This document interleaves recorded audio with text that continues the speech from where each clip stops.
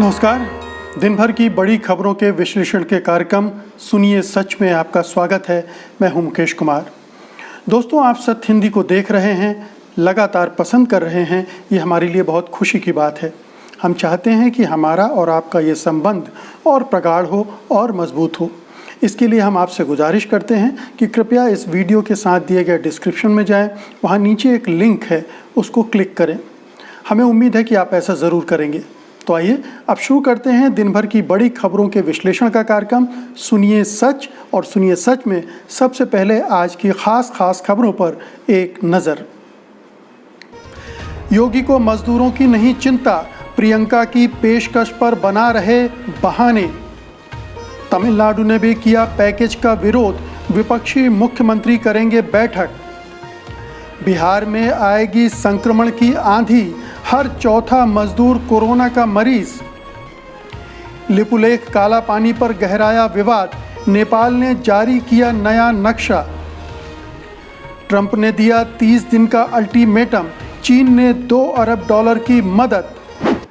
और आइए अब शुरू करते हैं आज की तमाम बड़ी खबरों का विश्लेषण विस्तार के साथ, सिलसिलेवार ढंग से। सबसे पहले आज की सबसे प्रमुख खबर। मजदूरों को उनके घर पहुंचाने के लिए बसें चलाने के कांग्रेस महासचिव प्रियंका गांधी के प्रस्ताव पर चतुराई दिखा रही योगी आदित्यनाथ सरकार अब बुरी तरह से फंस गई है। उत्तर प्रदेश आ रहे मजदूरों को लाने के लिए प्रियंका गांधी ने 1000 बसें देने का प्रस्ताव योगी सरकार के सामने रखा था। 2 दिन तक चुप रहने के बाद योगी सरकार ने प्रस्ताव स्वीकार करके सोमवार को बसों की सूची मांग ली। प्रियंका गांधी की ओर से तुरंत बसों की सूची सौंपने के बाद योगी सरकार एकदम से बौखला गई। उसने सोमवार को आधी रात को एक चिट्ठी भेजकर इन बसों को लखनऊ लाकर इनका फिटनेस सर्टिफिकेट और ड्राइविंग लाइसेंस दिखाने का फरमान दे दिया। जबकि प्रियंका गांधी की ओर से मजदूरों को लाने के लिए उपलब्ध कराई गई ये बसें नोएडा और गाजियाबाद की सीमा पर खड़ी थीं। नानन फानन में बसों को लखनऊ लाकर चेक कराने के प्रस्ताव पर प्रियंका गांधी के निजी सचिव संदीप सिंह ने मंगलवार तड़के चिट्ठी का जवाब देते हुए कहा कि मजदूर यूपी की सीमा पर फंसे हैं और खाली पड़ी बसों को लखनऊ बुलाया जा रहा है। उन्होंने इसे राजनीति करार देते हुए कहा कि नोडल अफसर तय कर बसों की चेकिंग वगैरह नोएडा गाजियाबाद में करवा ली जाए और मजदूरों को लाने दिया जाए। कहा जा रहा है कि सरकार को उम्मीद थी कि बसों की सूची मांगने पर कांग्रेस फंस जाएगी और उसे समय लगेगा, लेकिन खेल उल्टा पड़ गया। उधर कांग्रेस सूची लेकर तैयार बैठी थी, उसने तुरंत वो सूची जारी कर दी। बसों को लखनऊ बुलाकर तमाम कागजात दिखाने के फरमान से तो सरकार की छीछा-लेदर शुरू हो गई, लेकिन योगी सरकार अभी भी तिकड़मबाजियों से बाज नहीं आ रही है। उसके मंत्री आरोप लगा रहे हैं प्रियंका की सूची में ऑटो रिक्शा, स्कूटर आदि के नंबर हैं। तो आप देखिए कि इतनी बड़ी क्राइसिस है, लाखों मजदूर फंसे हुए हैं। गाजियाबाद नोएडा की सीमा पर भीड़ लगी हुई है, इनको वो बड़ी बेकरारी से, बेचैनी से जाने का इंतज़ार कर रहे हैं। और एक योगी सरकार है जो इस महासंकट के दौरान भी अपनी क्षुद्रता से बाज नहीं आ रही है। वो लगातार इस तरह के हथकंडे अपना रही है जिससे मजदूरों की परेशानियां बढ़ रही हैं। अब प्रियंका गांधी का सीधा सरल सा प्रस्ताव था, उन्हें या तो इनकार कर देना था या स्वीकार कर लेना था। और जब एक बार उन्होंने स्वीकार कर लिया था तो उसे उसका सम्मान करना चाहिए था, उसमें नए नए तरीके से रोड़े अटकाने की कोशिश नहीं करना चाहिए था। लेकिन वो लगातार यही करते रहे। लगता है कि वो बुरी तरह फंस गए थे। उन्होंने सोचा था ये दांव प्रियंका गांधी पर उल्टा पड़ेगा, प्रियंका गांधी ने झोंक में ऐसा लिख दिया होगा, लेकिन वो बसों का इंतज़ाम नहीं कर पाएंगी। 1000 बसों का इंतज़ाम कोई इतना बड़ा मुश्किल काम नहीं था जो ना हो सकता हो, और प्रियंका गांधी ने ऐसा लगता है अपना होमवर्क पूरा करके रखा हुआ था। तो जैसे ही सूची मांगी गई उन्होंने दे दी। अब बहानेबाजी का सिलसिला आगे बढ़ा और योगी सरकार इतने नीचे तक चली गई कि उसके मंत्री, उसके नेता अब ये कह रहे हैं कि उस सूची में ऑटो रिक्शा वगैरह के नंबर हैं, जो कि बहुत हास्यास्पद आरोप लगता है कि एक बड़ी पार्टी की महासचिव इतनी मूर्खतापूर्ण हरकत करेगी कि इस तरह के नंबर उसमें डालेंगी। और जबकि हम देख रहे हैं कि बसों की कतार नोएडा गाज़ियाबाद में लगी हुई है, जो प्रियंका गांधी बसें ऑफ़र कर रही हैं उनकी लाइन लगी हुई है और बस खाली खड़ी हैं। तो ये 2-3 दिन योगी सरकार ने इसी तरह से निकाल दिए। दरअसल चाहे वो केंद्र की सरकार हो चाहे उत्तर प्रदेश की सरकार हो, दोनों 2 बार फंस चुके हैं। एक ट्रेनों के मामले में, ट्रेनों के किराए के मामले में, जब सोनिया गांधी ने कहा कि उनकी राज्य इकाई पैसे देंगी मजदूरों की वापसी के लिए, तो एकदम से केंद्र सरकार में भूचाल आ गया। फिर बहानेबाजी शुरू हुई कि इसका पैसा ये नहीं वो देगा। फिर बाद में कहा कि 85% तो केंद्र सरकार दे रही है, जबकि सब जानते हैं कि मजदूरों ने टिकट खरीद के यात्राएं की हैं। अब ठीक वही हो रहा है कि एक तरफ योगी कोटा से छात्रों को लेने के लिए बसें भेजकर उनको बुलवा लेते हैं, लेकिन जब मज़दूरों को वापस लाने की बात होती है तो टाल मटोल करते हैं, और जब कोई उसमें मदद करने के लिए आगे आता है तो नए नए हथकंडे अपनाते हैं। तो योगी सरकार का ये ढोंग, ये पाखंड बड़ा अजीबोगरीब है, और निश्चित रूप से राजनीति से तो प्रेरित है ही, क्योंकि वो नहीं चाहते होंगे कि प्रियंका गांधी की पॉपुलैरिटी बढ़े मज़दूरों में, उत्तर प्रदेश के लोगों में, क्योंकि इस समय जो भी मज़दूरों की मदद के लिए आएगा निश्चित रूप से मजदूर उसकी तरफ जाएंगे। तो इस खतरा को भांपते हुए योगी सरकार इस तरह के हथकंडे अपना रही है, जो कि इतने बड़े समय, इतने संकट के समय कायदे से उम्मीद की जाती है कि कोई भी सरकार और मुख्यमंत्री स्तर का नेता इतनी ओछी हरकत नहीं करेगा, खुले दिल से काम लेगा, उदारता दिखाएगा, जहां से जो मदद मिल सकती, जहां से अपने मजदूर भाइयों को वापस घर पहुंचाने में आसानी होती हो उसका करना चाहिए था।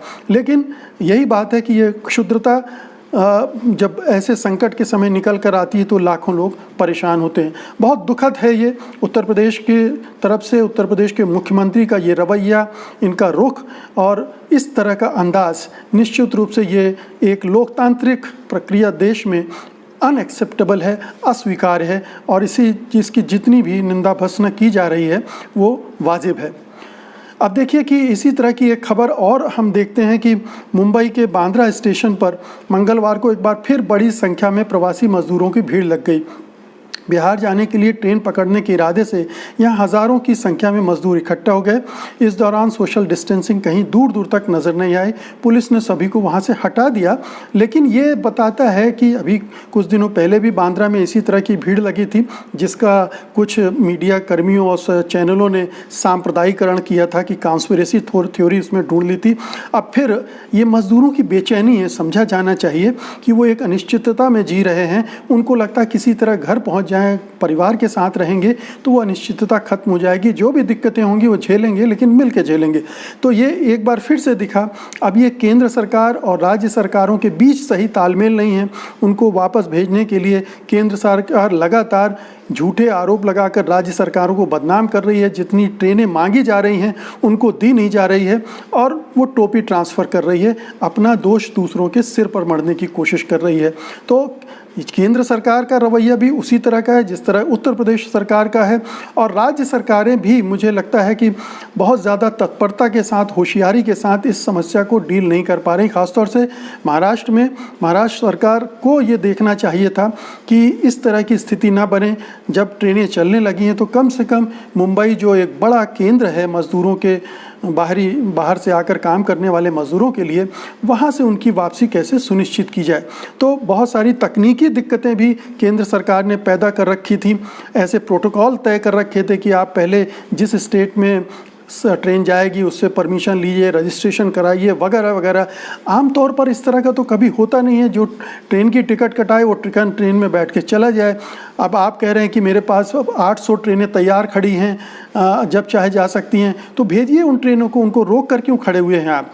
ट्रेन को टिकट खरीद कर भी लोग जाने को तैयार हैं, और उनके टिकट के पैसे राज्य सरकारें या दूसरे लोग देने को भी तैयार हैं। तब आपको क्या प्रॉब्लम है? लेकिन प्रॉब्लम है, आपको राज्य सरकारों को परेशान कर रहा है, उन पर अपना एक चौधराहट दिखानी है, और इसकी वजह से आप इस तरह की हरकतें कर रहे हैं जो इस बड़े संकट के समय बहुत ही दुखदाई है, बहुत ही क्षोभजनक है।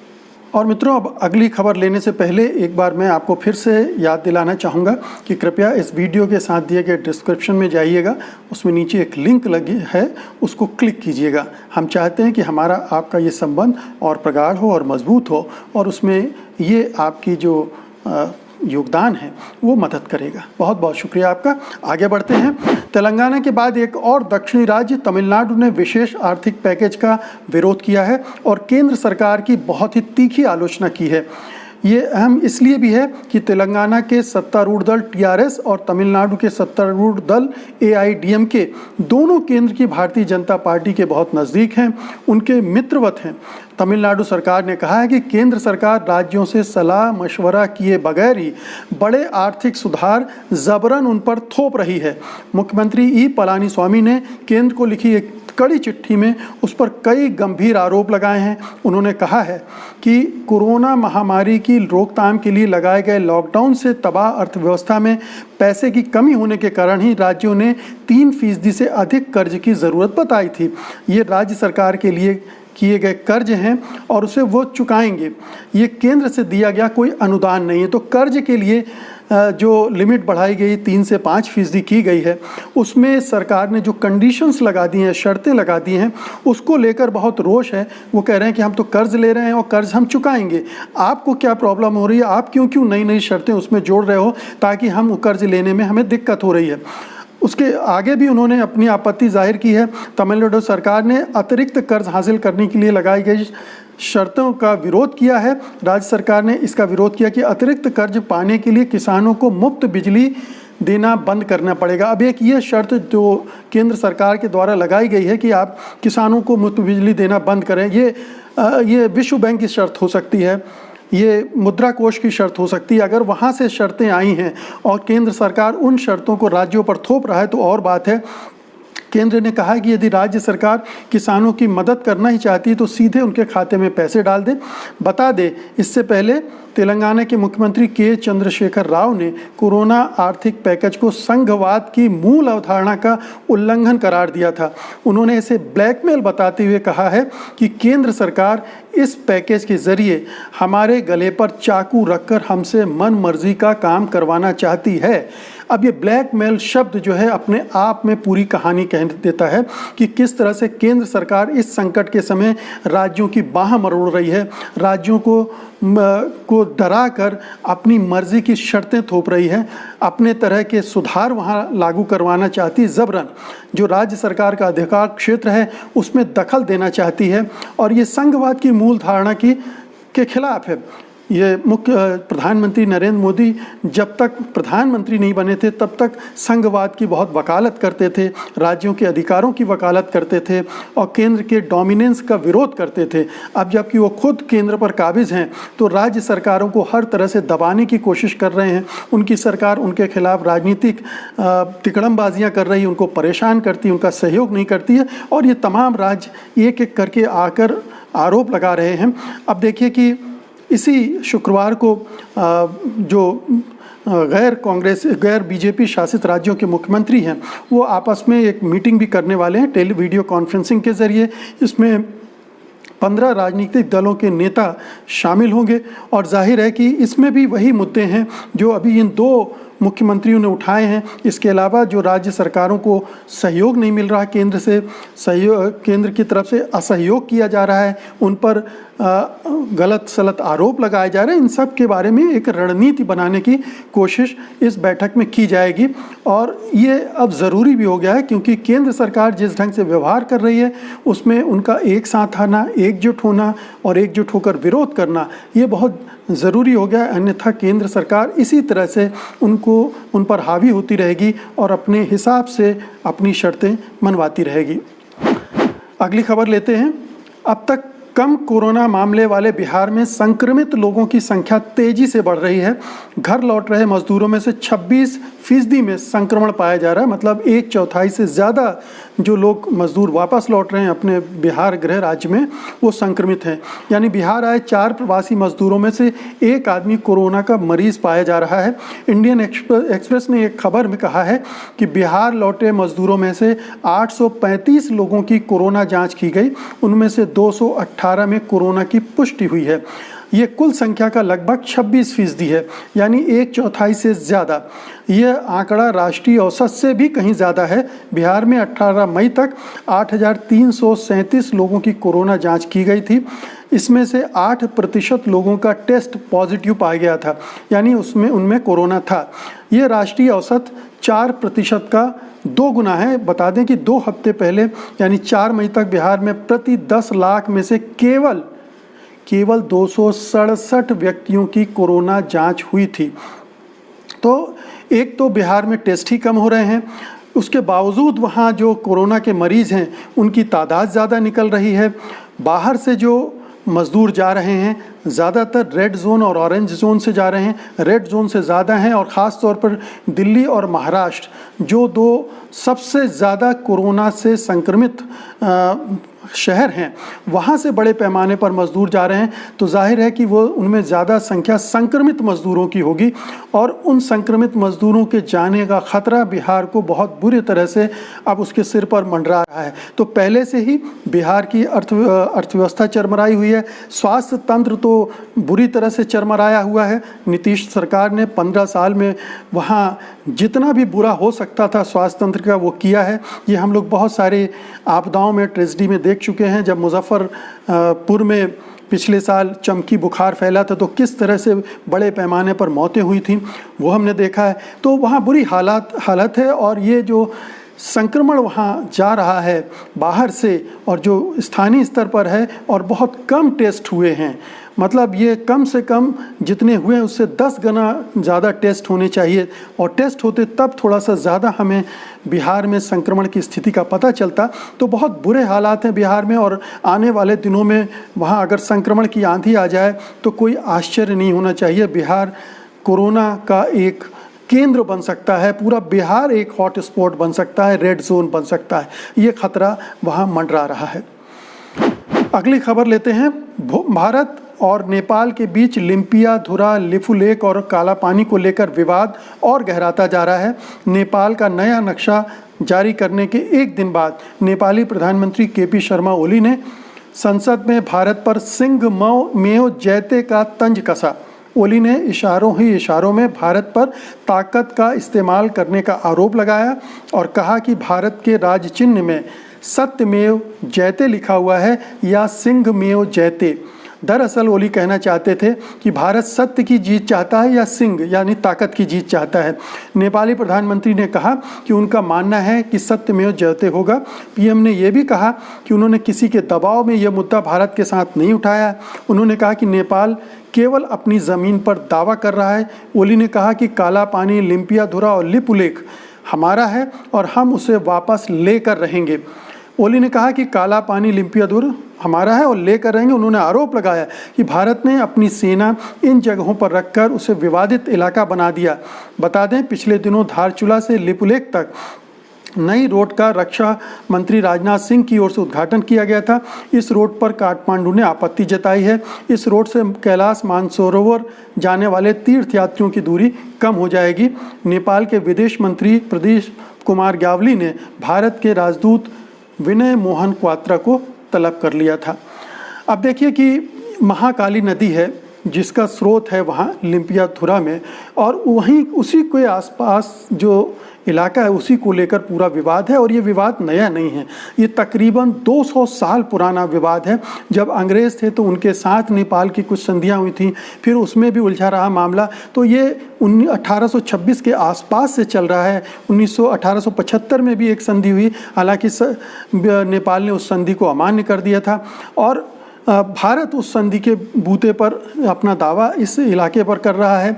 तो ये एक ऐसा इलाका है जिस पर स्पष्ट नहीं है चीज़ें। दोनों देशों के बीच कोई एक स्पष्ट सीमा रेखा नहीं और फिर इन नदियों का क्या है कि वो अपना रुख बदलती रहती हैं, इनका प्रवाह बदल जाता है, जिसकी वजह से उस क्षेत्र को पूरी तरह से ठीक से डिफाइन करना भी कई बार मुश्किल हो जाता है, क्योंकि इस नदी के आधार पर ही वो सीमा रेखा तय कर दी जाती है। तो ये एक उलझा हुआ मामला है। इसमें भारत को चाहिए कि नेपाल से बात करके इसको सुलझाए, इस मामले को बढ़ने ना दे, क्योंकि नेपाल में भारत विरोधी भावनाएं एकदम से फिर से भड़कने लगी हैं। वहाँ पर काठमांडू में प्रदर्शन हुए हैं। जो सरकार है वो तो नाराज़गी बार बार जाहिर कर ही रही है और ये नाराज़गी एक बार नहीं, नेपाल सरकार ने कई बार जाहिर की है। इसलिए ये नहीं कह सकते कि अचानक नेपाल ने किसी की शह पर ये विरोध प्रकट करना शुरू कर दिया है। नेपाल की राजनीति में इसका ये एक कहें तो राष्ट्रवादी मुद्दा भी बन गया है।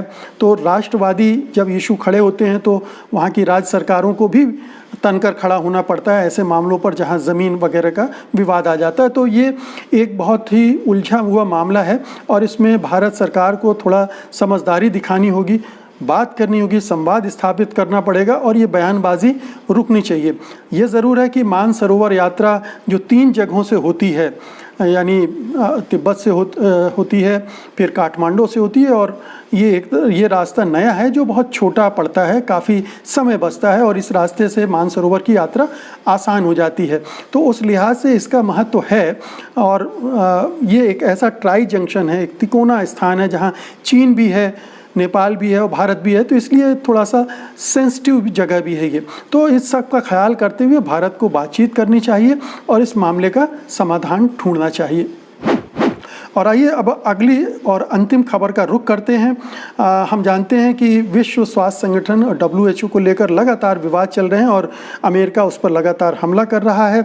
अमेरिका उस पर दबाव बना रहा है कि चीन के खिलाफ कार्रवाई करे, तो एक प्रस्ताव भी ला गया। तो आइए उसको एक बार फिर से रिविजिट करते हैं। विश्व स्वास्थ्य संगठन की भूमिका को लेकर चीन और अमेरिका के बीच कूटनीतिक विवाद बढ़ता नजर आ रहा है। चीन के विदेश मंत्री ने ट्रंप प्रशासन पर आरोप लगाया है कि वो कोरोना वायरस महामारी के खिलाफ जंग में अपनी खामियों और खराब प्रबंधन से ध्यान हटाने के लिए विश्व स्वास्थ्य संगठन पर हमला कर रहे हैं। अमेरिका के राष्ट्रपति डोनाल्ड ट्रंप ने पत्र लिखकर विश्व स्वास्थ्य संगठन को धमकी दी है कि अगर वो 30 दिन के भीतर अपने कार्यप्रणाली में बुनियादी बदलाव नहीं करता है तो अमेरिका सारे फंड रोक देगा और अपनी सदस्यता भी छोड़ देगा। ट्रंप ने यह भी कहा है कि संगठन ने कोरोना वायरस महामारी के दौर में चीन से स्वतंत्रता की चिंताजनक कमी बताई है। वहीं चीन ने विश्व स्वास्थ्य संगठन की बैठक में विकासशील देशों को कोरोना से लड़ने के लिए $2 अरब की रकम देने की घोषणा की है, जो 2 वर्षों के दौरान दी जाएगी। इसके इतर अब चीन ने ऑस्ट्रेलिया से निर्यात होने वाले चीज़ों पर 80% सीमा शुल्क लगाने का ऐलान किया। इससे पहले चीन ने ऑस्ट्रेलिया के 4 सबसे बड़े बीफ निर्यातकों पर रोक भी लगा दी थी। ऐसा इसलिए है कि ऑस्ट्रेलिया भी मांग कर रहा है कि अंतर्राष्ट्रीय स्तर पर जांच हो। अंतर्राष्ट्रीय स्तर पर जांच होगी, ये स्वीकार भी कर लिया है वर्ल्ड हेल्थ ऑर्गेनाइजेशन में। तमाम देशों ने इस पर 120 देशों ने, जिसमें भारत भी शामिल है, बल्कि चीन ने भी इसके लिए सहमति दी है कि ठीक है, ये वायरस कहाँ से आया, इसके स्रोत का पता लगाने में कोई उसको दिक्कत नहीं है और एक तरह से मोटी आम सहमति बन गई है। शायद चीन के लिए भी अच्छा है कि एक बार ये क्लियर हो जाए और एक जांच के ज़रिए जो तथ्य आएंगे उसको सबको मानना भी पड़ेगा। लेकिन शायद जो अमेरिकी राष्ट्रपति हैं वो कुछ और चाहते हैं। वो चाहते हैं कि बिना जांच पड़ताल के ही चीन को कटघरे में खड़ा कर दिया जाए, चीन पर आरोप लगा दिया जाए और चीन को दोषी सिद्ध कर दिया जाए, क्योंकि ये अमेरिकी राजनीति के हिसाब से उनके लिए ज़रूरी हो गया है कि चीन को एक खलनायक के तौर पर पेश करके अमेरिका में जो बुरे हालात उनकी वजह से बने हैं उन पर पर्दा डाला जाए। तो ये लड़ाई राजनीतिक भी है। WHO का इस्तेमाल इसी पर्पज़ से अमेरिका कर रहा है। चीन ने एक सकारात्मक रुख अपनाया है कि जाँच के प्रति भी अपनी रजामंदी दे दी है, फिर $2 अरब भी मदद करने के लिए दे रहा है और उसने ये भी कहा है कि चीन जो भी दवाई की खोज करेगा, कोरोना की टीके की खोज करेगा, वो पूरी दुनिया को और ख़ास तौर पर जो विकासशील देश हैं उनको वो उपलब्ध कराएगा। बहुत सारी कंपनियां, बहुत सारे देश इसमें अपनी एकाधिकार चाहते हैं, उसका इस्तेमाल करना चाहते हैं, उससे कमाई करना चाहते हैं। तो चीन ने ये साफ कर दिया कि वो ऐसा नहीं चाहता है। तो कुल मिलाकर WHO का खेल ये है कि ट्रंप अपनी मनमानी करने पर उतारू हैं, क्योंकि वो चुनाव में हार का खतरा देख रहे हैं। इसकी वजह से, कोरोना संकट की वजह से अब वो चीन को कटघरे में खड़ा करना चाहते हैं। इसके अलावा इसमें कुछ और नहीं है और उम्मीद करनी चाहिए कि ये विवाद जल्दी ही ख़त्म हो जाएगा। और ऐसा भी एक संकेत मिल रहा है कि शायद अमेरिका WHO से बाहर हो जाए, एक नया संगठन बनाए, इस तरह की चर्चाएं भी हैं। तो खैर ये धीरे धीरे पता चलेगा यूरोपीय देश कैसे अमेरिका को डील करते हैं। बहुत सारी इसके पहलू हैं, उन पर हम आने वाले बुलेटिन्स में नज़र रखेंगे। बहरहाल आज सुनिए सच में इतना ही। कल मैं फिर आऊँगा, कल की बड़ी खबरों के विश्लेषण के साथ। कल आपसे फिर मुलाकात होगी। तब तक के लिए मुझे अनुमति दीजिए। नमस्कार। सत्य हिंदी के और वीडियोस को देखने के लिए हमारे YouTube चैनल को सब्सक्राइब करें और सीधे नोटिफिकेशन पाने के लिए बेल आइकन दबाएं।